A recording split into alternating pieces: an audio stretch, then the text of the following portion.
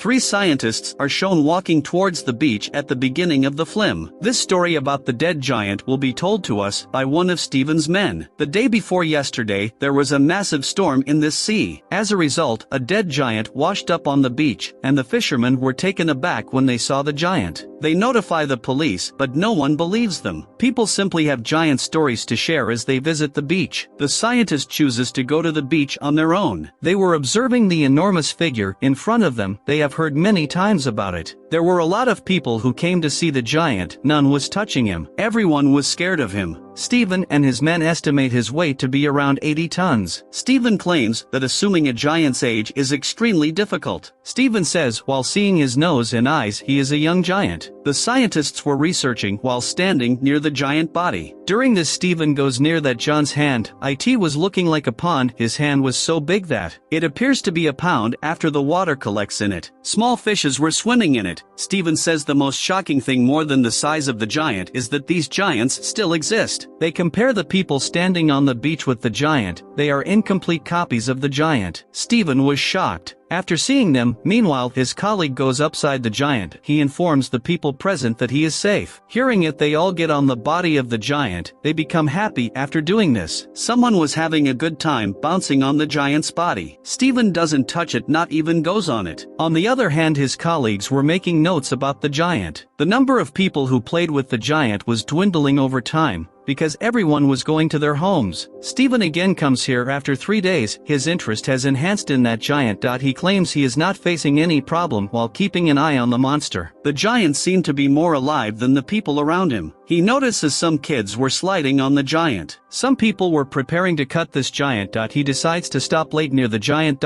So there will be none near giant. Coming near the giant, he notices the giant is decaying. His body parts were looking strange. He notices a girl on that giant's ear. She was using the giant's ear as a chair. Stephen notices the giant's youthful look is disappearing. Now he is not looking young. He indicates for staying for a long time in the sea. His tissues were damaged. Due to it, his body was damaged. Stephen notices an insect on that giant's face. It was going inside his mouth. Stephen was thinking the giant will be decayed before the insect arrives. Stephen goes in the giant with courage. After getting on the chest of the giant, he was seeing giant's arm. It was totally decayed. The other parts were being eaten by the insects and birds. Here a weird thing covers his eyes. It was giving a pond's look to his eyes. Stephen thinks while seeing his shadow in his eyes, the pain being decayed is less than the pain which the loneliness gave him. Then he leaves. The next day Stephen sees the giant's arms and legs were decayed. Now he was staring at his body. The giant's body was being insulted. There was none other than the humans who were insulting him. Even the giant was also a human-like creature. Reaching the enormous creature, the following day he discovers that the giant has likewise had his head removed. The giant is being eaten by birds and insects. Without a head, his body wasn't looking like humans. With it, Stephen's relationship with the giant deteriorated. That was made by the dead body. Then he didn't come to the beach for some days. After some weeks, when he comes to the beach seeing it, he gets shocked. The giant is completely depleted. There is only left the decayed gird of the giant. Now they all lose interest in the giant. The people forget the entry of the giant. After some months, there was the different parts of the giant as decoration pieces everywhere. One day while cycling, Stephen notices the skull of the giant in the ground. He believes that if he searches, he will also find the eyes and nose bones. According to Stephen, the decoration pieces were well made by the giant's bones. Some of the body parts of the giant were also placed in the circus. The scientist says the one who has seen the giant, they consider him the monster who was dead. For him, the giant was still alive. In his dreams, he frequently sees the giant departing his city. To go back to the sea, he was collecting his body parts from the city. This movie gives us a deep message. How does a human enter other people's lives and leave an impression on them? He teaches the people and learns from the people. When he leaves the world, the people forget him. Even days, months, and years pass, none remembers him.